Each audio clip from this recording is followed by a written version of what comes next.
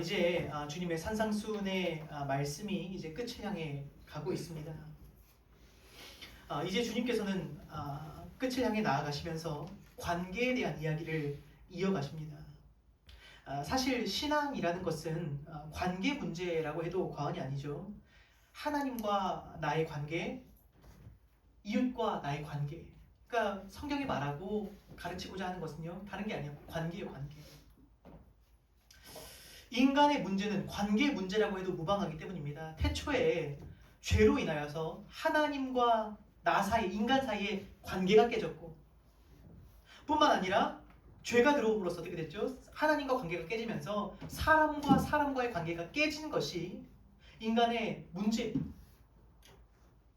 그래서 인간의 역사를 돌아보면, 인간의 역사를 한마디로 정의하면 뭐죠? 인간이 인간에게 만행을 저지른 역사예요. 그래서 주님께서는 그 관계를 회복시키러 오신 것 아니겠습니까? 하나님과 우리 사이를 화목하게 하시고 또 사람과 사람 간의 화평을 이루시려 이 땅 가운데 오신 줄로 우리가 믿습니다.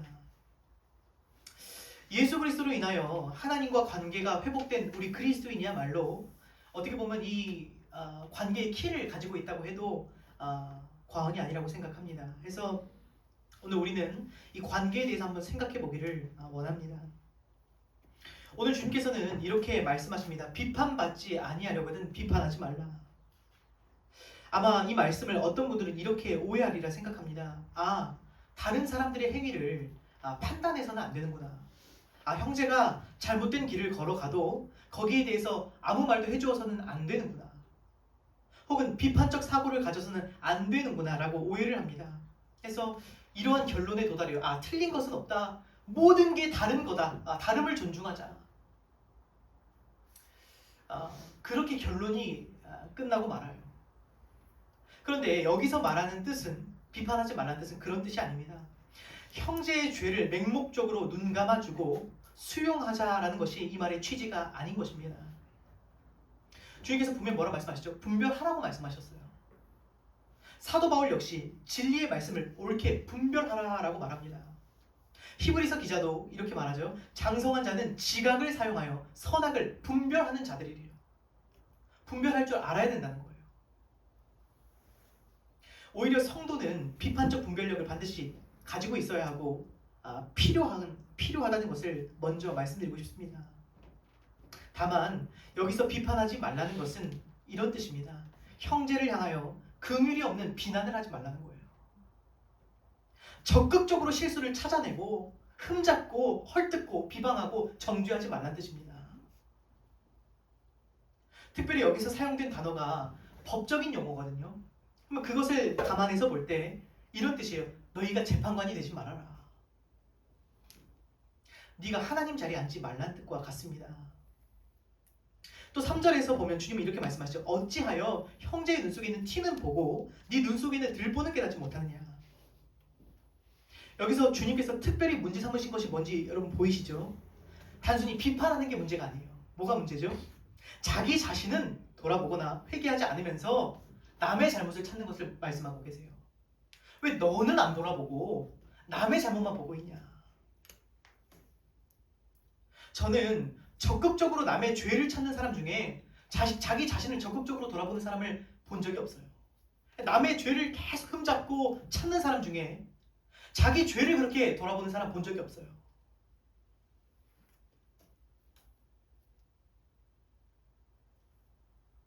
주님께서도 이러한 자들을 향해 외식하는 자라고 말씀하십니다. 외식하는 자요.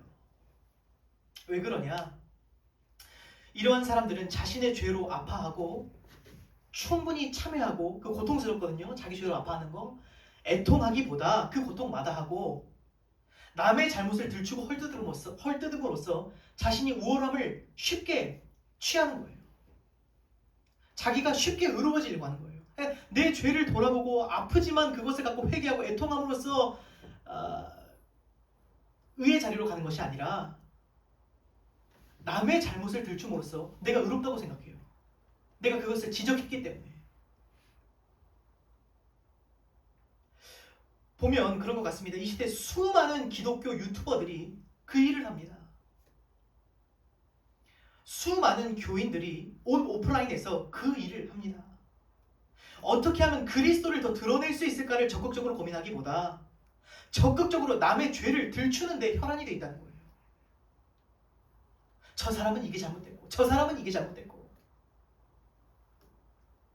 어떤 정치 색깔이 다른 진영의 목사를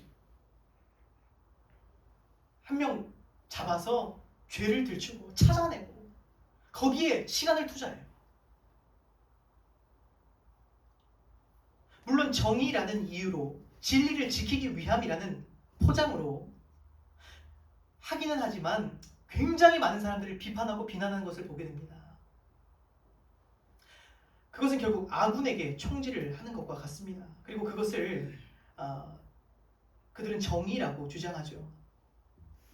그런데 주님은 말씀하십니다. 너희가 비판하는 그 비판으로 너희가 비판을 받을 것이다. 너희가 헤아리는 그 헤아림으로 너희가 헤아림을 받을 거야. 두려운 말씀 아닙니까? 네가 들이댄 그 잣대로 너에게 그 잣대를 들이댈 거야. 두려운 말씀이에요. 여러분, 진짜 성도는요, 자기 죄를 찾고 회개하느라 남의 잘못 들춰볼 시간이 없어요. 내 죄를 돌아보기도 바빠요. 성도는 내 죄와 피 흘리기까지 싸우기도 바빠요.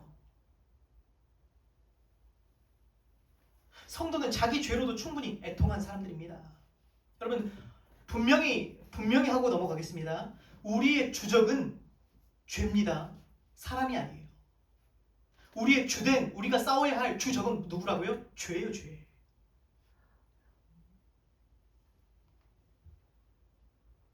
그러나 또 한 가지 우리가 짚고 넘어가겠습니다. 주님께서 그럼 여기서 말씀하신 것은 형제의 잘못을 바로잡아주지 말고 방관하라고 말씀하신 것이냐? 그건 아니에요.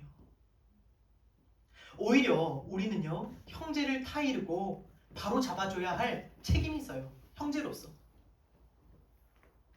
그럼 그렇게 하기 위하여서 어떻게 하라고 주님께서 말씀하시죠? 제가 읽어드리겠습니다. 먼저 네 눈 속에서 들보를 빼어라. 그 후에야 밝히 보고 형제의 눈 속에서 티를 빼리라. 그죠? 형제의 잘못을 바로 잡아줘야 되는데 어떻게 하라고요? 먼저 네 눈 속에서 들보를 빼고 그 후에야 밝히 보고 형제 눈 속에서 티를 뺄 수 있대요. 여러분, 내가 이미 죄로 눈이 가려져 있다면, 내가 회개하지 않았다면 이미 내 판단력 자체가 흐려졌기 때문에 형제를 향한 옳은 판단을 할 수가 없다는 뜻이에요. 그래서 먼저 네 눈 속에서 들보를 빼라 라고 말씀하세요. 형제의 죄를 들추기 전에 먼저 네 죄를 회개하라.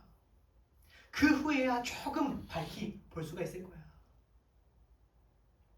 그 후에야 형제를 바로잡아줄 수 있을 것이라는 뜻입니다. 지각을 사용하여 선악을 분별해야 하는 것은 성도에게 마땅하지만 먼저 그 지각으로 나 자신을 돌아볼 수 있어야 된다는 말씀입니다. 들보를 깨달으라. 깨달으라. 지각을 사용해서 들보를 깨달으래요.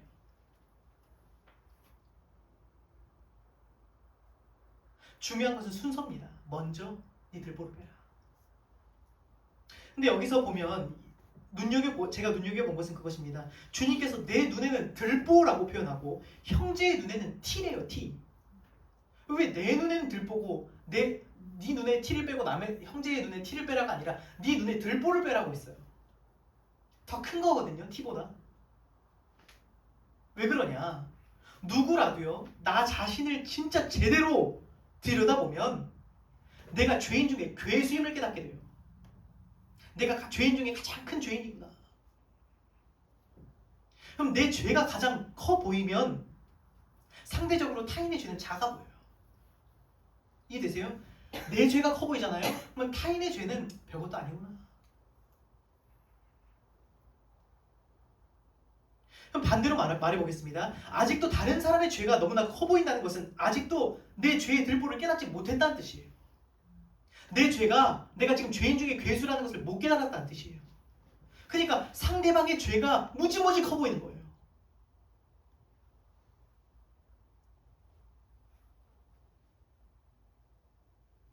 그러나 여전히 우리 안에는 상대방의 죄는 커 보이고 내 죄는 보이지 않는 경우가 더 많은 것 같습니다. 저 사람은 저게 문제고 저 사람은 이게 문제고 정작 자기 죄는 보지 못하는 경우가 참 많습니다. 그러다 보니까 어떻게 되죠? 복음에는 감격이 없어요. 왜냐하면 내 죄를 못 깨달았기 때문에. 죄사함의 복음에 감격도 없어요. 더 나아가 형제에 대한 긍휼도 없어요. 왜? 내가 그렇게 큰 죄인이 아니기 때문에. 두드러지는 현상 아닙니까? 복음에 대한 감격이 없고 형제를 향한 긍휼이 없고. 그래서 사실 자신의 죄를 먼저 돌아보고 회개하고 용서받은 사람은요, 형제를 거기까지 비방할 수가 없어요. 아십니까? 내가 진짜로 용서받았잖아요. 상대를 거기까지 몰아붙이지 못해요. 내가 하나님께 긍휼히 여김을 받고 불쌍히 여김 받고 용서를 받은 사람은요, 상대방을 향해 긍휼 없는 비난과 심판을 하지 못합니다.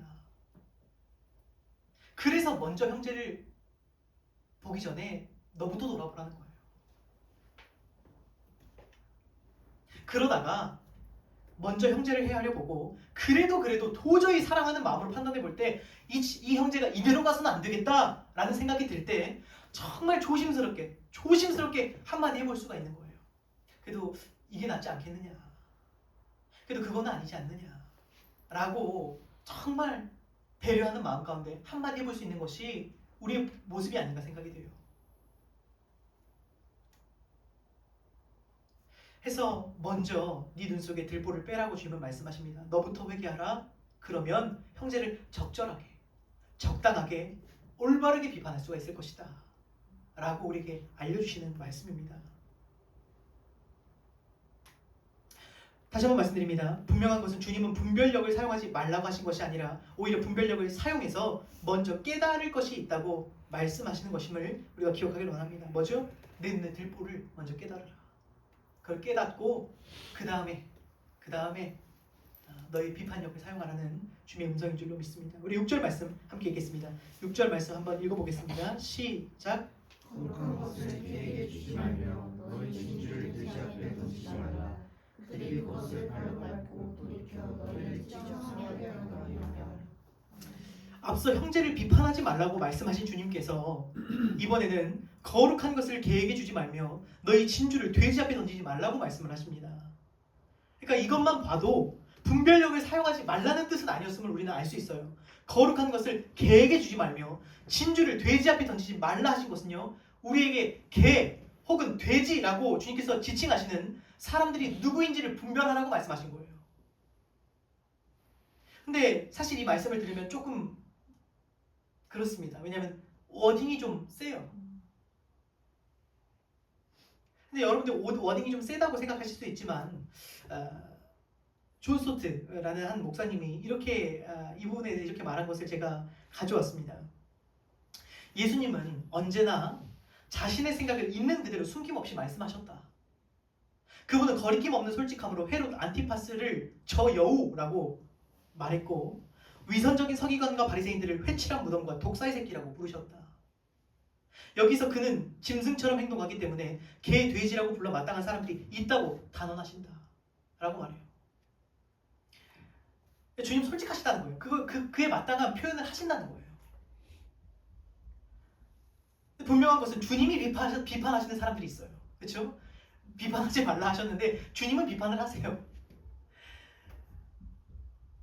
오늘날의 수많은 사람들이 예수님께도 이렇게 아마 이 말을 들으면 이렇게 예수님께도 말할 것 같아요. 좋게 말해주세요. 상처받아요. 아니요. 주님은 마땅히 들어야 할 말을 하시는 분이세요.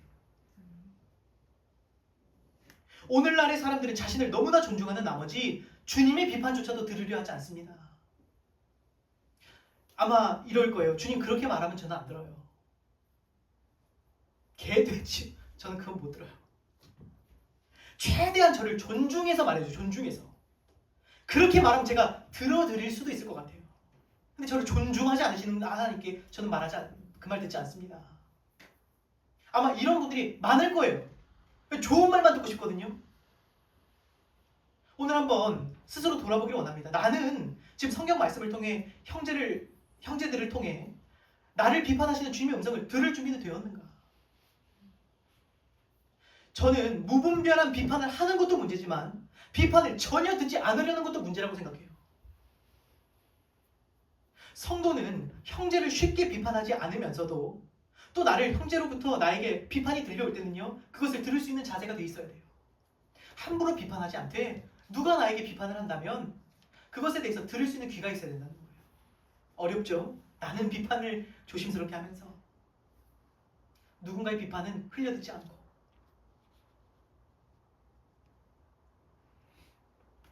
자, 그럼 구체적으로 주님께서 누구에게 개, 돼지라고까지 굳이 그렇게까지 표현을 하셨을까? 이것을 우리가 알기 원합니다. 누가 개며 돼지, 저도 좀 조심스럽습니다. 개며 돼지라고 지칭한 사람들이 누굴까? 다시 한번 존 스토튼 목사님의 말씀을 이어서 인용하자면, 먼저 우리가 우리 눈에 있는 들보를 빼내고, 그렇죠? 우리가 먼저 우리 눈에 들보를 빼고 회개하고 분명한 시력을 가지고 형제 눈에 티를 빼려고 할 때, 그가 주 안에서 참된 형제라면 그런 우리의 시도와 배려를 고마워할 거래요. 그러니까 나는 내가 먼저 회개하고 그다음에 조심스럽게 형제야, 근데 이거는 아니지 않을까? 라고 교정을 하려고 할 때 정말 그가 참된 형제라면 그러한 우리들의 시도를 고마워할 거래요. 근데 모든 사람이 그러한 교정을 감사로 받지는 않는다는 거예요. 잠언에 의하면 이것은 지혜로운 자와 어리석은 자를 분명하게 구별해주는 기준점이거든요. 읽어드릴게요. 거만한 자를 책망하지 말라. 그가 너를 미워할까 두려우니라. 지혜 있는 자를 책망하라. 그가 너를 사랑하리라. 그러니까 책망을 어떻게 듣느냐가 이 사람이 지혜로운 자인가 지혜롭지 않은 자인가를 갈라낼 수 있는 구별점이래요. 잠언 기자가. 저는 설교하면서 그런 피드백을 듣습니다. 이미 여러분들은 많이 제 설교에 이제는 적응이 되셨기 때문에 말씀을 드리지만, 어떤 분들은 제가 설교할 때 그런 말을 해요.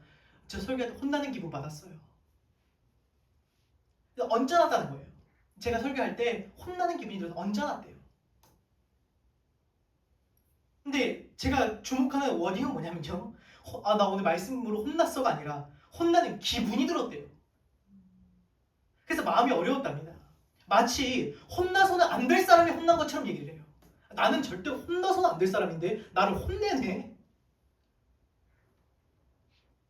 제가 그분을 직접 불러서 혼낸 것도 아니에요. 그냥 하나님 말씀을 전했는데 자기가 그냥 찔려서 혼난 기분을 받은 거예요. 근데 이 시대가 정말 그런 것 같습니다. 바른 교훈을 듣지 못하고 자기 사역을 따를 스승을 많이 둔대요. 여러분, 하나님이, 제가 적어도 제 말이 아니라 하나님 말씀을 가지고 선포했을 때 하나님이 나에게 그 정도 쓴소리도 못하게 하는 하나님을 만들어 놓고서 무슨 하나님을 경외하겠습니까? 그 사람이 하나님 공경하겠습니까? 그 정도 하나님 말씀으로도 경책도 못 듣는데 그 말씀에 복종할 수 있겠습니까? 그 사람이. 여러분, 언짢아할 것이 아니라요, 애통해야 되는 거예요. 내 가슴을 쳐야 되는 거예요. 기분이 나쁘다고 내 감정 상한 것을 주장할 것이 아니라 생각을 해야 된다는 거예요. 깨달음이 있어야 된다는 거예요. 이와 같이 주님이 염려하셨던 것은 무엇이냐? 거만하고 지혜 없는 자들이요, 거룩한 것과 진주를 주면 그 가치를 몰라 짓밟고 훼손하며 오히려 공격적으로 대항하고 적대적인 반응을 보인다는 거예요. 여기서 거룩한 것과 진주는 무엇일까? 주님께서는 주로 천국과 하나님 나라를 진주에 비유하셨음을 우리는 알 수 있어요. 예를 들어서 마태복음 13장 45절 46절에서는 이렇게 말씀하십니다. 또 천국은 마치 좋은 진주를 구하는 장사와 같으니 극히 값진 진주 하나를 발견함에 가서 자기의 소유를 다 팔아 그 진주를 사느니라. 따라서 이곳에서도 진주는 천국 복음으로 보는 것이 가장 적합할 것이라고 생각합니다. 진주를 알아보는 사람들은 자기 소유를 다 팔아 그것을 취합니다. 그럼 반대로 진주의 가치를 알아보지 못하는 자는 누구죠? 이 복음을, 이 예수 그리스도의 복음을 끝까지 이 복음에 반응하지 않는 자, 충분히 복음을 들을 수 있는 기회가 있었음에도 그리스도께로부터 고집스럽게 등을 돌리고 반항하고 거절하는 자. 복음을 충분히 들었음에도 그 가치를 모르고 회개하지 않고 도리어 복음을 훼손하려 하는 자들에게 이 복음을 전해주는 것이 합당하지 않다고 주님께서 말씀하시는 거예요. 진주의 가치를 모르는 돼지에게 진주를 전해주지 않듯이 복음의 가치를 모르는 그들에게 복음은 합당하지 않다고 주님 말씀하세요. 저는 이 말씀을 읽으면서 좀 놀랐습니다. 사실 이렇게까지 말씀하실 줄 몰랐거든요.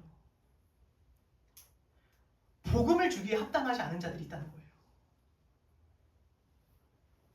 물론 여러분 오해하지 마시기 바랍니다. 이것은 일반적인 경우는 아니에요. 아주 특별한 경우예요. 기본적으로 우리는 그들을 향해 오래 참고 인내해 주는 것이 맞습니다. 근데 특별한 경우에 함께하지 말아야 할 사람들이 존재한대요. 우리는 그들을 분별해야 합니다. 그들은 오히려 복음을 훼손시키고 복음을 전하는 우리를 해칠 것이기 때문이에요. 그래서 무리하게 복음을 전하고 그들과 함께 하려 해서는 안 된다고 주께서 말씀하십니다. 그래서 보면 그 마태복음 10장에서 제자들을 파송하시면서 주님께서 이런 말씀을 하세요. 그러니까 제자들이 이제 복음 전파해라 하고 보내시면서 이렇게 말씀하세요. 누구든지 너희를 영접하지도 아니하고 너희 말을 듣지도 아니하거든 그 집이나 성에서 나가 너의 발에 먼지를 떨어버려라 그래요. 너희가 가서 복음을 전했는데 너희 말을 듣지도 않고 영접하지도 않는다면 그냥 발에 먼지를 털어버리고 나와버려. 실제로 그랬냐? 사도행전 13장에 보면 바울과 바나바는 그런 이들을 향해 발에 티끌을 떨어버렸대요. 무슨 말을 하고 싶은 거냐면 주님께서는 우리를 사랑하시기 때문에 우리에게 복음을 어떻게든 전해주고 싶어 하세요. 들어라. 그런데 우리를 사랑하시기 때문에 간절히 그 복음을 주기를 원하시지만 그것을 고집스럽게 거절하시는 이에게 복음을 구걸하지 않으세요. 제발 좀 믿어줘. 그렇게 하시는 분이 아니에요. 발에 먼지를 떨어버려라.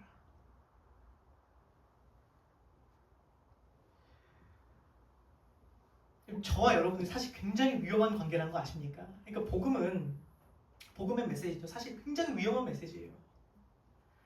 제가 만약에 지금 이 강단에서 복음을 제대로 선포하지 않는다면 여러분의 피값을 누구에게 물을까요? 저에게 물으실 거예요. 하나님께서. 너 어쩌려고 그렇게 했냐? 이들의 피값을 너에게 묻겠다. 저에게 물으실 거예요. 저에게 두려운 말씀이죠. 근데 만약에 거꾸로 제가 복음을 선포했는데 옳은 복음을 선포했는데 안 듣는다. 거절한다. 누가 그 값을 물어야 됩니까? 듣지 않는 사람이에요. 그러니까 저와 여러분은 굉장히 위험한 관계에 있는 거예요. 그렇다고 여러분 제가 복음 전하지 말아라 하시겠습니까? 아니잖아요.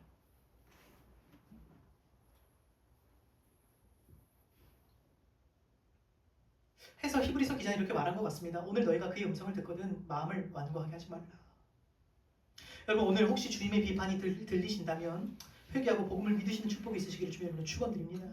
7절에서 12절 말씀을 함께 읽겠습니다. 7절에서 12절 말씀 읽겠습니다. 시작. 그리하면 너에게 주실 것이요 찾으라 그리하면 찾아낼 것이요 문을 두드리라 그리하면 너에게 열릴 것이니 구하는 이마다 받을 것이요 찾는 이는 찾아낼 것이요 두드리는 이에는 열릴 것이니라. 너희 중에 누가 아들이 떡을 달라 하는데 돌을 주며 생선을 달라 하는데 뱀을 줄 사람이 있겠느냐. 너희가 한 자라도 좋은 것으로 자식에게 줄 줄 알거든 하물며 하늘에 계신 너희 아버지께서 구하는 자에게 좋은 것으로 주시지 않겠느냐. 그러므로 무엇이든지 남에게 대접을 거절하는 대로 너희도 남을 대접하라. 이것이 율법이요 선지자니라. 자, 이번에 주님께서는 하나님과의 관계로 넘어가세요. 지금까지는 형제의 관계 그리고 그 밖에 그 복음을 거절하는 자들과의 관계를 먼저 얘기하셨습니다. 그리고 이제 이어서는 하나님과의 관계예요. 우리가 내심 하나님을 향한 그런 마음이 있는 것 같습니다. 사실 하나님을 믿는다고 말은 하지만 우리 안에는 깊은 불신이 있어요. 만약에 정말 우리가 기도한 대로 하나님이 주신다면 우리 기도 안 하겠습니까? 기도할 거예요. 기도한 대로 주신다면요. 사실 우리 다 아침에 새벽에 나와서 다 기도할 겁니다. 근데 왜 기도 안 하냐? 사실 있는 거예요. 제가 기도해도 안 줘. 깊은 곳에는 불신이 있어요. 믿는다고는 내가 말은 하는데 내 안에 지금 풀리지 않는 의문이 있는 거예요. 어차피 해도 안 주시던데 그거. 정신승리 아닌가? 마음의 위로 아닌가? 라는 생각 때문에 사실 기도를 안 해요. 진짜로 내가 구한 대로 내일 딱 온다. 한번 여기서 기도 안 한 사람 한 사람도 없다고 생각해요. 그러다 보니까 우리가 기도를 안 합니다. 그리고 차라리 내가 노력하는 게 더 낫다고 생각해요. 내 노력이 낫지. 내가 최선을 다하고 말지. 무슨 기도냐. 이것이 바로 흔히 하나님을 오해하고 불신하고 불평하고 원망하는 이유이지 않나 생각을 합니다. 그런데 오늘 주님께서 구하고 찾고 두드리라고 말씀을 하세요. 기도해라. 여기서 논점은 무엇이냐? 9절 말씀입니다. 다시 한번 읽어볼까요? 9절 말씀. 그럼 읽어보겠습니다. 시작. 너희 중에 누가 아들이 떡을 달라 하는데 돌을 주며 생선을 달라 하는데 뱀을 줄 사람이 있겠느냐까지 제가 읽었습니다. 너희가 악한 자라도 좋은 것을 자식에게 줄 줄 알거든. 그러니까 우리가 본성적으로 악한 인간이지만 그럼에도 부모가 되면요 자녀에게 좋은 것을 줄 줄 알아요.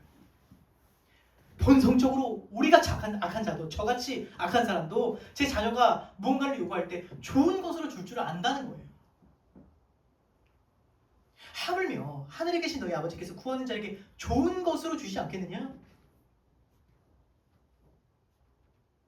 여기서 우리가 이해해야 될 것이 있습니다. 주님은 우리가 구하고 찾고 두드리는 것을 기뻐하시고 들으시는 분이십니다. 우리는 주님의 음성을 듣지 못할 때가 너무나 많이 있어도 주님은 우리의 작은 신음마저도 듣고 응답하십니다. 이해되세요? 우리는 주님의 음성을 잘 못 들어요. 뭐라고 말씀하시지? 근데 주님은 우리의 작은 신음에도 응답하신대요. 다 들으신대요. 그러나 이것은 우리가 구하고 찾고 두드리면 무엇이든지 준다는 말씀은 아닙니다. 주님께서 우리가 원하는 모든 것을 주시는 분은 아니시란 뜻입니다. 구하고 찾고 두드릴 때 좋은 것으로 주신대요. 다시 말씀드리면 우리에게 해로운 것은 주시지 않는다는 뜻이에요. 우리가 기도합니다. 구하고 찾고 두드립니다. 좋은 것으로 주시지 해로운 것을 구할 때 그거 주지 않는다는 거예요. 근데 우리 입장에서 이해가 안 되는 것은 내 입장에서는 이게 선한 거거든요. 이게 나한테 지금 제일 좋은 거거든요. 그러니까 우리가 구하는 것은 선한 것이고 좋은 것이기 때문에 우리 편에서는 그 기도가 이루어지지 않는 것 같고 하나님께서 내 기도를 들어주지 않으신다고 생각하고 거절감을 느껴요. 그래서 우리가 하나님을 이렇게 오해합니다. 하나님은 나를 사랑하신다고 말하면서 내 기도는 안 들어주셔. 근데 그게 아니에요. 이렇게 생각하시기 바랍니다. 하나님은 나를 사랑하시기 때문에 그 기도는 안 들어주시는 거예요. 사랑함에도 불구하고 그 기도 응답을 해주지 않으시는 것이 아니라 사랑하기 때문에 그건 안 주시는 거예요. 주님께서 무한하신 지혜와 지극히 크신 사랑으로 판단해 보실 때 그것이 우리에게 해롭다면요 주지 않는다는 거예요. 여러분 여기서 전제가 뭐죠? 너희가 악한 자라도 우린 뭐죠? 인간이 본성적으로 타락한 본성을 가지고 있고 악하다는 게 전제예요. 그럼 우리가 원하는 대로 다 들어주시면요 이 세상은 어떻게 됐을까요? 멸망했을 거예요. 지금 우리는 이곳에 살아있지도 않아요. 원하는 대로 다 들어주신 하나님은 이 세상을 굴러가지도 않을 겁니다. 끔찍한 것입니다. 인간이 원하는 모든 것을 주시는 하나님이시라면 이 세상은 멸망하기 충분합니다. 원하는 모든 것을 주시지 않으셨기 때문에 우리에게 감사한 거예요. 인간의 욕심을 그득그득 채우신 하나님이라면 어떻게 되겠습니까, 세상이? 여러분 제가 인간 아버지잖아요, 그렇죠? 인간이지만 저도 아이가 있는 아버지예요. 그러면 아버지 입장에서 제 자녀가 달라는 모든 것을 주지 않습니다. 물론 저는 능력이 없어서 못 주는 것도 있겠죠. 하나님과는 다르게 그게 하나님과 저의 차별점이겠죠. 하지만 줄 수 있다고 해도 주지 않는 것들이 있어요. 저건 안 돼. 위험해. 너 그거 계속 달라고 하면 너 상해. 너 그러다 바보 된다. 너 나중에 그거 계속 구하면 너 건강하게 자랄 수가 없어. 그래서 가만히 제가 이 말씀을 적으면서 들어보면 하루 중에 저에게 요구하는 것들 중에 제가 주지 않는 게 더 많더라고요. 요구하는 것 중에 제가 안 주는 게 더 많아요. 안 돼. 그만. 해로워. 그러면 저는 나쁜 아빠입니까? 그건 아니잖아요. 아이 입장에서는 이렇게 말할 거예요. 아빠는 맨날 안 된다고만 해. 라고 말할 거예요. 그쵸? 근데 제가 건강한 것을 구했다면, 좋은 것을 구했다면 제가 자녀에게 그거 안 줬겠습니까? 준다는 거예요. 우리가 이와 같습니다, 여러분. 이해하셔야 돼요. 우리는 하나님 앞에서 그런 어린아이의 지각에도 못 미쳐요. 우리는 장성한 어른이라고 우리는 스스로 우기는데 하나님 편에서 볼 때는요, 우리는 그 아이보다도 못한 지각을 갖고 있어요. 그럼 우리가 우리의 기도의 뜻대로 왜 돌아오지 않는 것이 더 많냐? 우리가 해로운 것을 더 많이 구하기 때문이에요. 나 TV 볼래. 아빠 나 유튜브 틀어줘. 계속 우리는 그거 구하는 거예요. 아빠 이거 해줘. 주님이 보실 때 너 그거 있으면 해로워. 너 그거 있으면 자라갈 수가 없어 너. 그래서 못 줘. 아니 여기까지야. 그만. 더는 안 돼. 우리는 더 주세요. 다 주세요. 양껏 주세요. 뗐어요. 하나님은 오해해요. 나쁜 하나님. 그게 아니라는 거예요. 악한 우리라도 부모가 되면 자녀에게 선한 것을 줄 줄 알거든. 무한히 선하신 하나님 아버지께서 어떠시겠습니까? 자기 아들도 아끼지 않고 우리에게 주신 하나님이 무엇을 우리에게 아끼시겠냐는 거예요. 아끼시는 게 없어요. 우리한테 아까워서 못 주시는 게 하나도 없다는 거예요. 근데 한 가지는 요구하십니다. 그것을 구하고 찾고 두드릴 때 주시겠대요. 쉬지 말고 기도하라는 뜻입니다. 왜 그런가 생각해보면 기도는 그래요. 기도는 주님이 주실 준비가 되었느냐의 문제가 아니라 내가 받을 준비가 되었느냐의 문제거든요. 그렇죠? 주님이 주실 준비 안 됐겠습니까? 주님 다 주실 수 있으세요. 문제는 뭐죠? 우리가 받을 준비가 돼야 돼요. 그러면 우리가 겸손히 하나님을 의지할 때 비로소 받을 준비가 된 거예요. 간절히 구하고 찾고 두드리는 그 자세가 되면 줄게. 이제 네가 비로소 이제 받을 준비가 됐구나.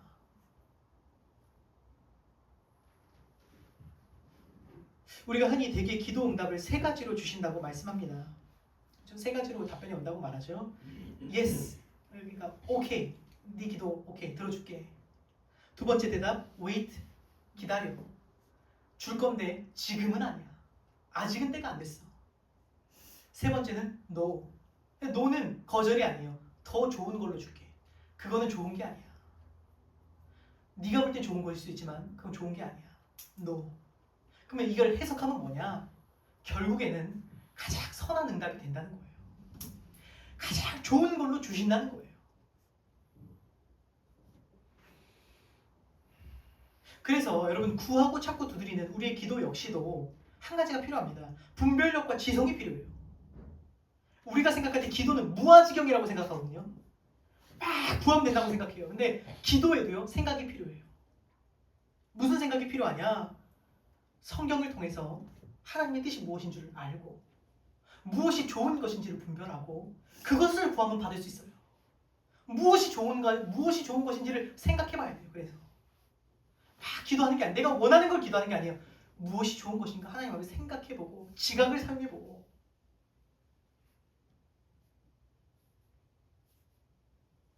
뿐만 아니라 주님을 향한 신뢰도 있어야 합니다. 믿음이 필요해요.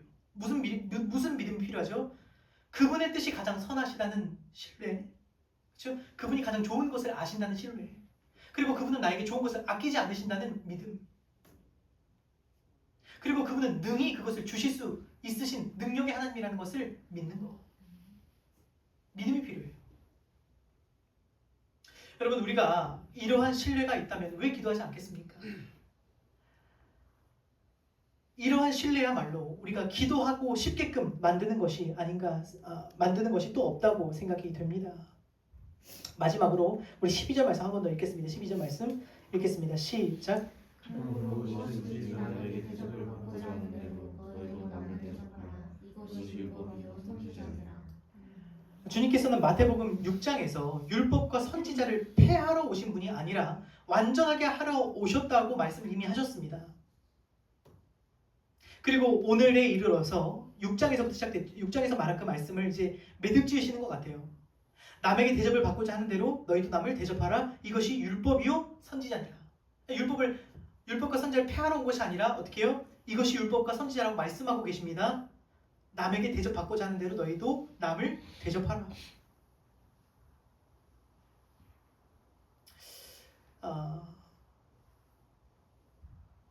제가 대학원 시절에 저희 교수님께서 이것을 이성이라고 표현하시는 것이 기억이 나요. 이것은 이성이다. 무슨 뜻이냐면 내가 이렇게 하면 저 사람이 이렇게 생각하겠지? 뭐죠? 이성이에요. 이성으로 생각하는 거예요. 그래서 내가 이렇게 나도 이렇게 하면 기분이 나쁘니까 저 사람 내가 이렇게 하면 기분이 나쁘겠다. 이걸 생각하는 게 이성이라는 거예요. 나도 이럴 때 기쁨을 느끼니까 나도 이렇게 해주면 저 사람이 굉장히 기쁘겠구나. 이러한 사고가 이성이라는 겁니다. 근데 이성 없는 짐승과 같이 된 사회는요. 어떻게 되죠? 나만 잘 먹으면 돼요. 나만 잘 살면 돼요. 내 기분대로 하면 되고 내가 하고 싶으면 하고 안 하고 싶으면 안 하면 됩니다. 이것이 뭐죠? 이성이 무너진 세상이에요. 사고를 안 한다는 거예요. 짐승과 같이 그냥 본능으로 하면 내가 하고 싶으면 하는 거예요. 그냥. 지금 이 세상은요. 이성이 무너졌어요. 오늘 이 말씀은 하나님과 나 사이의 관계든 내 형제와 이웃 간의 관계든 주님께서 이성을 깨우쳐주고 싶으시다는 생각이 들어요. 우리 지금 이성에 호소하고 계시구나. 내 기분대로 하지 말고 한번 생각해 보라는 거구나. 형제와 관계를 할 때도 형제의 티가 보여 당장 제거해주고 싶을지라도 내 마음은 당장 그것을 제거해주고 싶을지라도 제발 네 눈에 들보를 먼저 깨달아라. 또 형제가 나를 교정할 때는 내가 짐승과 같이 기분 나쁘다고 말할 것이 아니라 감사하게 그걸 한번 여겨봐라. 생각해봐라. 신앙의 열정만 앞세우기보다 복음에 합당한 자인지 분별해봐라. 또 하나님과의 관계에서 어떻습니까? 너희가 악할지라도 자식에게 좋은 것을 줄 줄 알지 않냐? 하물며 하나님께서 너에게 선한 것을 주지 않겠느냐? 한번 생각해봐라. 생각해버려요. 기분대로 하지 말고. 여러분 모든 관계는요 이처럼 이성이 필요한 거예요. 생각이 필요해요. 신앙이라는 이름으로 무분별하게 하지 말라는 뜻입니다. 형제를 위한답시고 무분별하게 비난하고 복음을 전한답시고 무리하게 전하고 반대로 기분이 나쁘다고 무지성하게 비판을 거부하고 하나님께 기도한답시고 무아지경으로 하는 것이 아니라 분별하고 생각해봐라. 여러분 신앙은요 우리의 무분별함의 면죄부가 되어주지 않습니다. 우리는 생각해야 돼요. 신앙생활을 거듭할수록 어떻게 되죠? 이 지각이 깨는 거예요. 장성한 자는 지각을 사용해서 선악을 분별한대요.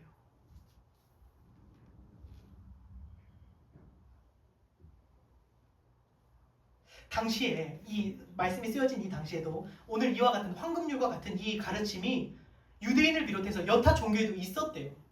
뭐 예를 들면 네가 원하지 않는 일을 남에게 하지 마 라는 가르침이 있었대요. 근데 뭐가 다르냐? 그들은 최소한이요. 네가 하기 싫은 거 남에게 하지 마. 네가 받고 싶지 않은 거 남에게 하지 마. 이런 거예요. 근데 이런 것은 생각해보면요. 하나님 안 믿는 세상에도 있어요. 예를 들어서 가까운 일본의 문화만 해도 그런 것들이 얼마나 많습니까? 민폐 끼치지 않으려는 그 일본 문화가 굉장히 강해요. 하나님 안 믿거든요, 일본 사람들. 근데 민폐 끼치지 않는 게 얼마나 강한지 몰라요. 이게 일본의 개인주의 문화입니다.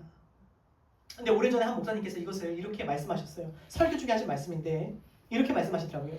개인주의는 이런 거예요. 나도 너에게 민폐 끼치지 않을 테니까 너도 나한테 민폐 끼치지 마. 나도 너에게 간섭하지 않을 테니까 너도 나한테 간섭하지 마. 이게 개인주의예요. 근데 대한민국이 가지고 있는 생각은 개인주의가 아니라 이기주의예요.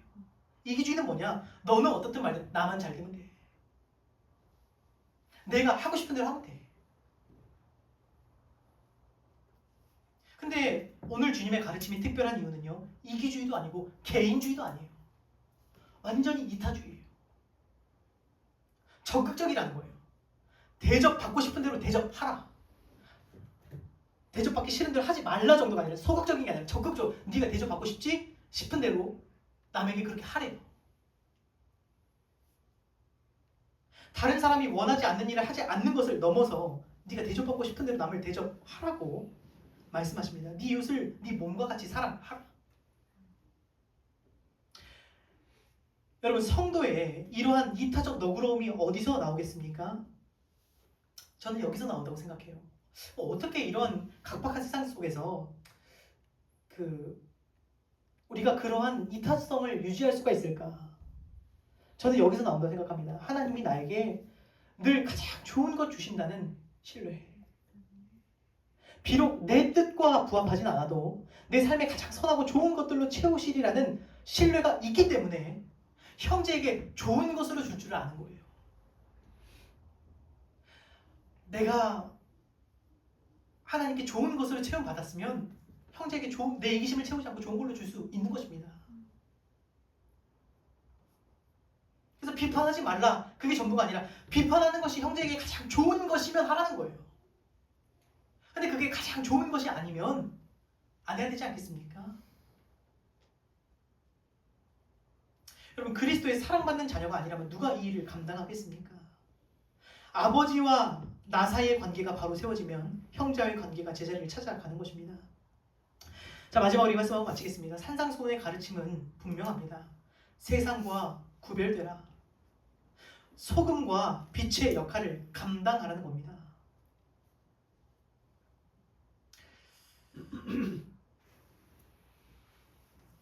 제가 어렸을 때만 해도 세상 교육이었지만 제가 초등학교 3학년 때 담임 선생님이 하셨던 진짜 매일 가르치셨어요. 매일 아침마다 아침 정오마다 칠판에 적으시면서 매일 가르치셨던 가르침이 있어요. 뭐였냐면 역지사지였어요. 역지사지. 배려였습니다. 그죠? 이거 역지사지가 뭐죠? 입장 바꿔놓고 생각해봐라. 근데 그때는 뭐 어린 제가 뭐 얼마나 그걸 이해했겠습니까? 뭐가 좋은 말인가 보다. 근데 지금 생각해보면 기가 막힌 가르침이었다 라는 생각이 들어요. 왜냐면 지금은 그렇게 잘 안 가르치는 것 같아요. 지금은 뭐라고 가르치죠? 네가 행복해야 돼. 너 자신을 사랑해줘. 자존감을 높여라. 역지사지 잘 안 가르쳐요. 네가 행복해야 돼. 행복한 삶을 살아. 그러다 보니까 세상은 가면 갈수록 이성이 마비되어 가는 것 같습니다. 이성을 사용하지 못하게 되어가는 것 같아요. 그러다 보니까 지금 사회적으로 다 관계의 금이가 있잖아요. 부모와 자식 간에, 부부 간에, 회사 안에서 다 관계의 금이가 있어요. 왜? 이성을 사용하지 못하거든요. 이제 내 기분이 우선이거든요. 그럼 누가 이 부패한 세상은 그렇다 치더라도 누가 이 부패한 세상 속에서 소금과 빛으로 부패를 막겠냐는 거예요. 그리스도인이에요. 교회예요. 교회. 교회는 다시 이성을 깨워야 되는 거예요. 여러분, 교회가 다시 회복돼야 되는데 교회의 회복은 어떤 단순히 이벤트성으로 하루아침에 무슨 집회로 뒤집어지는 게 아닙니다. 한 사람 한 사람이 이 지각을 깨워가는 거예요. 나부터 다시 한번 생각해보자. 다시 한번 이성을 깨워보자. 그래서 오늘 다시 한번 그리스도인의 이성에 호소합니다. 여러분, 우리가 성도라는 이름표를 달고 본능을 따라 기분대로 살지 않기를 원합니다. 생각하는 신앙이 일어나기 원합니다. 그래서 생각이 깊어져야 되고요. 깨달음이 점점 깊어져야 돼요. 그러면서 삶이 깊어지는 거예요. 그래서 오늘 다시 한번 이것이 여러분들의 도전이 되기를 원하고요. 아무것도 아닌 것 같지만 내 작은 생각이 변화해서 교회가 회복되면 세상이 변화되는 거예요. 그래서 오늘 우리가 이것을 기억하고 돌아가면 좋을 것 같습니다. 우리 함께 찬양 드리고 기도하겠습니다.